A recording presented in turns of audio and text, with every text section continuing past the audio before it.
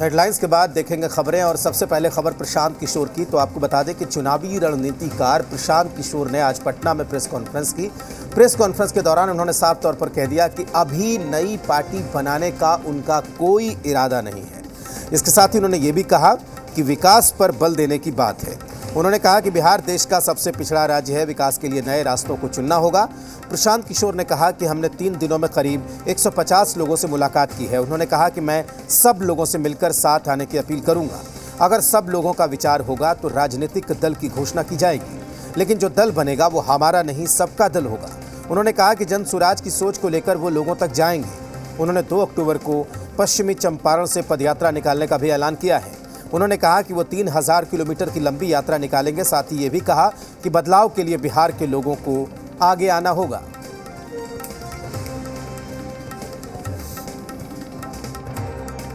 Media में speculate किया जा रहा है कि मैं कोई राजनीतिक पार्टी बनाने वाला हूं या मैंने कोई राजनीतिक मंच बनाया है। ऐसी कोई घोषणा मैं आज नहीं करने वाला हूं। मेरी कोशिश ये है और मेरी भूमिका आने वाले दिनों में ये होगी कि ये जो लोग जिनको मैं कह रहा हूं, जो यहाँ के सामाजिक और राजनीतिक जीवन से जुड़े हुए हैं और जो यहाँ की मिट्टी को, यहाँ के मुद्दों को, यहाँ के समस्याओं को समझते हैं, उनमें से एक बड़ा तबका उनसे मिलना, उनसे समझना और उनको एक साथ एक प्लेटफॉर्म पर लाकर खड़ा करना। पहली मेरी भूमिका का पहला जो लक्ष्य है वो ये है, मैं मेरे साथियों के साथ पिछले 4-5 महीनों से हम लोगों ने करीब 17,500 ऐसे लोगों को चिन्हित किया है, उनसे संपर्क बनाया है। आने वाले 3-4 महीनों में मैं व्यक्तिगत रूप से इनमें से ज़्यादातर लोगों से मिलने वाला हूं। 2 अक्टूबर से मैं स्वयं पश्चिमी चंपारण गांधी आश्रम से 3000 किलोमीटर की पदयात्रा शुरू करूंगा।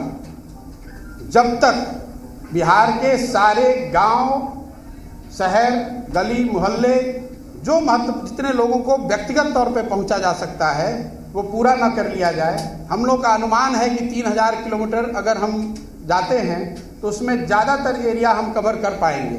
संभव है कि 3100 अंत होते होते 3100 हो जाए या संभव है कि 2950 हो जाए, लेकिन मोटे तौर पर 8 महीने से 1 साल के बीच में 3000 की व्यक्तिगत पदयात्रा मैं खुद करूंगा। बिहार के हर वो व्यक्ति जो जिनसे मिलना जरूरी है, जिनसे मिला जा सकता है, जो मिलने को तैयार है, उनके घर जाएंगे, उनके ऑफिस जाएंगे, उनका कुंडी खटखटाएंगे, उनको इस जन स्वराज की इस परिकल्पना से जोड़ने का प्रयास करेंगे। प्रशांत किशोर जी के इन बातों से कौन एतबार रखेगा, क्योंकि प्रशांत किशोर जी ही 2015 में महागठबंधन की सरकार बनाने के लिए लालू जी और नीतीश जी को एक साथ मंच पे लाके महागठबंधन की सरकार बनवाए। तब वो तो ठीक थे, आज ये कर रहे हैं गलत है। तो प्रशांत किशोर जी अपने आप पे बड़ा सवालिया निशान खड़ा कर रहे हैं और राजनीति जनता सब समझती है कि प्रशांत जी सिर्फ और सिर्फ प्रोफेशनल है, इमोशनल लगाव बिहार से उनका नहीं है। देखिए, कौन क्या कह रहा है नहीं कह रहा है इसका कोई नोटिस हम लोग नहीं ले रहे हैं। हमारी पार्टी को, हमारे नेता तेजस्वी यादव जी को जनता की चिंता है। तेजस्वी यादव जी के नाम का शोर बिहार में है और तेजस्वी मॉडल ही चलेगा, जिसमें पढ़ाई, कमाई, दवाई, सिंचाई, सुनवाई, कार्रवाई की बात हो रही है, जिसमें सबकी है भलाई। अब जो लोग रणनीति बनाते हैं बनाए, पहले भी बनाया ना जेडीयू का, जेडीयू के पदाधिकारी रहे, क्या हल कर दिया 2015 में जेडीयू कहाँ चली गई।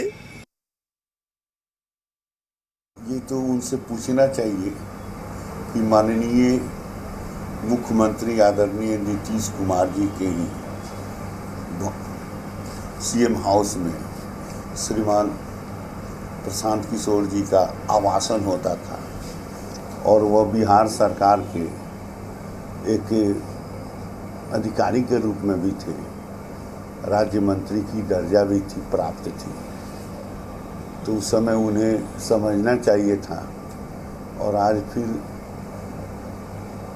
उस समय एजेंडा के साथ थे और प्रोपगंडा के साथ हो गए हैं। एक बार याद होगा आपको कि हमारे मुख्यमंत्री जी ने मांग किया था मनमोहन सिंह की गवर्नमेंट में, एक कमेटी बनी थी, नाम उसका हम बुला रहे हैं, किसके अध्यक्षता में कमेटी बनी थी, बड़े भारी इकोनॉमिस्ट थे वो, बाद में रिजर्व बैंक के गवर्नर भी बने हुए रघुराम राजन ने रिपोर्ट जो दिया कि उड़ीसा सबसे पिछड़ा हुआ, इसके बाद 2 नंबर पर बिहार। ये तो सच्चाई है। कभी कोई दावा किए हैं हम लोग, हमारे मुख्यमंत्री जी कभी कहे कि बिहार बड़ा संपन्न राज्यों में से है, लेकिन इस बार 6 राज्यों में बिहार एक्सपेंडिचर के श्रेणी में आया, सबसे ज़्यादा एक्सपेंडिचर करने का काम हमने तो बताया ही था प्रेस कॉन्फ्रेंस करके एज ए वाइस प्रेसिडेंट योजना परिषद। प्रशांत किशोर जी ने बिहार की सियासत में खुद को स्टेबल करने की कोशिश करी। बिहार विधानसभा के चुनाव के वक्त 2015 में हर तरफ माननीय मुख्यमंत्री नीतीश कुमार जी की विकास की गाथा गाया करते थे, कहते थे विकास का मतलब नीतीश कुमार जी होता है। और अब उनकी जब खुद की राजनीतिक महत्वाकांक्षा जागी है तो बिहार के विकास पर माननीय मुख्यमंत्री नीतीश कुमार जी के कामकाज पर सवाल उठा रहे हैं। ये लोग सत्ता के लिए कहीं जा सकते हैं, कुछ भी कर सकते हैं, पैसा और सत्ता इनका मकसद है। कहीं कांग्रेस से पैसा लेकर के वहां सरकार बनाते थे तो बुरी तरीके से फजीहत हो गई, अब खुद का दल बनाकर सामने आए हैं। लेकिन मैं प्रशांत किशोर जी को बता देना चाहता हूं कि नीतीश कुमार जी के विकास पर अगर आप सवाल उठाएंगे तो जनता आपसे पूछेगी कि कितने रुपए में बिक कर आए हैं, क्योंकि इनका तो काम रहा है कि बिक करके किसी को प्रमोट करते हैं, किसी को डिमोट करते हैं। और प्रशांत किशोर पर बिहार सरकार के मंत्री अशोक चौधरी ने भी सवाल खड़े किए हैं। अशोक चौधरी ने कहा है कि प्रशांत किशोर आंकड़ों का खेल करते हैं, उन्हें आंकड़ों में बात करनी चाहिए कि बिहार में कितनी तरक्की हुई है। इसके साथ ही अशोक चौधरी ने यह भी कहा है कि अब वो सियासत में अगर डायरेक्ट आने वाले हैं तो उन्हें पता चल जाएगा कि जनता क्या कहती है। इस वक्त हमारे साथ मौजूद हैं जेडीयू के वरिष्ठ नेता और बिहार सरकार के मंत्री अशोक चौधरी। प्रशांत किशोर ने आज पेशी की, उन्होंने सीधा 30 साल 15 साल लालू जी के राज और 17 साल आप लोगों का राज जो है नीतीश, उस पर सीधा सवाल खड़ा किया और कहा कि इसमें कोई विकास नहीं हुआ है, बिहार हर पैमाने पर पीछे है। अब ऐसा है कि या तो पीके जी तो बहुत आंकड़ों पर बात करते हैं, तो उनको आंकड़ा देखना चाहिए कि बिहार का बजट क्या था। 23,000 करोड़ का बजट था बिहार का, आज 2,18,000 करोड़ का बजट है बिहार का। तो इन 17 वर्षों में ये फ़र्क हुआ। मूलभूत संरचना कितनी बदली, ये फ़र्क हुआ। पर कैपिटा इनकम क्या था, 5,000 रुपया, 5,500, 7,000, 7,500 रुपया पर कैपिटा इनकम था। आज पर कैपिटा इनकम क्या है, करीब 51-50,000 के आसपास, 55,000 के आसपास पर कैपिटा इनकम है। अब 4,500 के विकास दर पर रेंग रहा था बिहार आज से 17 साल पहले। आज कितना विकास दर है और बिहार पूरे देश में सबसे अग्रणी विकास दर से आगे बढ़ रहा प्रदेश है। तो कैसे कह रहे हैं कि नहीं इन 15-17 वर्षों में विकास नहीं हुआ है। फिर जो लोग पढ़े लिखे नहीं हैं उनको तो आंकड़ा समझ में नहीं आता। ये तो पढ़े लिखे हैं ना, ये तो आंकड़ों पर ही राजनीति करते हैं ना। ये तो सब जगह जाकर आंकड़ा इकट्ठा करते हैं और अभी तक तो यही करते रहे हैं कि आंकड़ा इकट्ठा करते हैं और बताते हैं। तो इनको आंकड़ा भी तो देखना चाहिए ना कि क्या आंकड़ा है। पद यात्रा करेंगे 3000 किलोमीटर बिहार का और नई सोच के साथ जनता के साथ जाएंगे। प्रशांत किशोर चंपारण से शुरू कर रहे हैं। अरे ठीक है, 3000 नहीं 5000 चलें। चंद्रशेखर जी भी चले थे, बहुत लोग पद यात्रा किए हैं। हम भी बोधगया से लेकर के चंपारण तक का पद यात्रा किए थे। तो हर कोई, हम भी 350 किलोमीटर का पद यात्रा किए थे 16 दिन का। हर लोगों का अपना अपना तरीका है करने का। अब now he wants to come, he wants to step in Bihar politics, so he is trying to create a dent.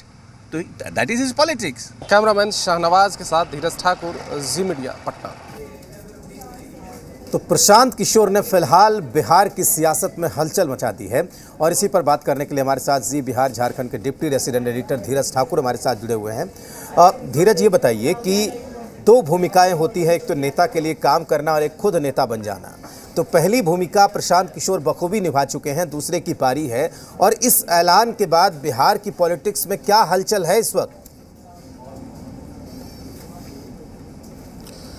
देखिए, जिस तरह से प्रशांत किशोर ने आज प्रेस कॉन्फ्रेंस किया और प्रेस कॉन्फ्रेंस करने के बाद उन्होंने सवाल उठाया, 15 साल लालू यादव के राज पर और उसके बाद नीतीश कुमार सरकार के ऊपर सवाल उठाया है और एक जनता के बीच जाने का ऐलान उन्होंने किया है कि जनता के बीच संवाद पहले करेंगे और उन्होंने ये भी कहा है कि जिन 17 से 18 हज़ार लोगों के साथ वो मिलेंगे, अगर वो चाहते हैं कि पार्टी बने तो हम पार्टी भी बनाएंगे, उसके वो एक सदस्य होंगे। और साथ ही उन्होंने ये भी कहा है कि 3000 किलोमीटर पूरे बिहार का पद यात्रा करेंगे, जिसकी शुरुआत वो चंपारण से करेंगे। अब उनकी ये है, उसके बाद कहीं ना कहीं पॉलिटिकल सर्किल में इस बात को लेकर के तो ज़रूर बातचीत हो रही है, इसलिए कि प्रशांत किशोर एक पॉलिटिकल मैनेजमेंट रहे हैं और करीब 10 सालों से वो ये काम कर रहे हैं। पहले बीजेपी के साथ किया था, उसके बाद जेडीयू के साथ किया, फिर ममता बनर्जी, फिर जगन रेड्डी, सबके साथ उन्होंने किया और सफलता उनको मिली है। तो इस बात का कहीं ना कहीं लोगों में या पॉलिटिकल सर्किल में चर्चा है कि ये लोग ये आएंगे तो इनका प्लान क्या है। अब ये देखना होगा कि ये प्लान क्या करते हैं, किस तरह से संवाद स्थापित करते हैं। लेकिन मैं इसका एक एग्जाम्पल देना चाहूँगा आपको। देखिए, जिस तरह से अरविंद केजरीवाल जब पार्टी बनाई थी उसमें सारे लोग थे और उससे हटने के बाद योगेंद्र यादव ने एक पार्टी बनाई, लेकिन फिर उस पार्टी का क्या हाल है ये सब देख रहे हैं। तो ये भी एक सोचना होगा। और दूसरी बात कि अगर प्रशांत किशोर कह रहे हैं कि विकास नहीं हुआ है इस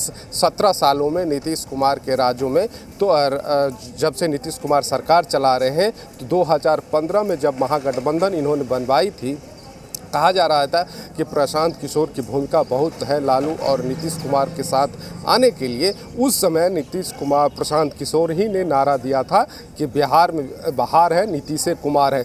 तो क्या प्रशांत किशोर उस नारे से हट रहे हैं? क्या उस पर सवाल नहीं हो रहे हैं? तब उनको विकास दिखा था बिहार में, अब नहीं दिख रहा है। तो ये पैमाने तो है और इस पर काम कर रहे हैं। बिल्कुल धीरज, बहुत शुक्रिया आपका पूरी जानकारी के लिए। और जाहिर सी बात है कि जिस तरीके से प्रशांत किशोर ने प्रेस कॉन्फ्रेंस में अपनी बातें रखी हैं और जिस तरीके से उन्होंने सारी बातों को यहाँ पर रखा है और कहा है कि फ़िलहाल वो नई पार्टी की घोषणा नहीं कर रहे हैं, लोगों से मुलाकात कर रहे हैं, लोगों से बात कर रहे हैं और करीब 3000 किलोमीटर की पदयात्रा करने का उनका इरादा है।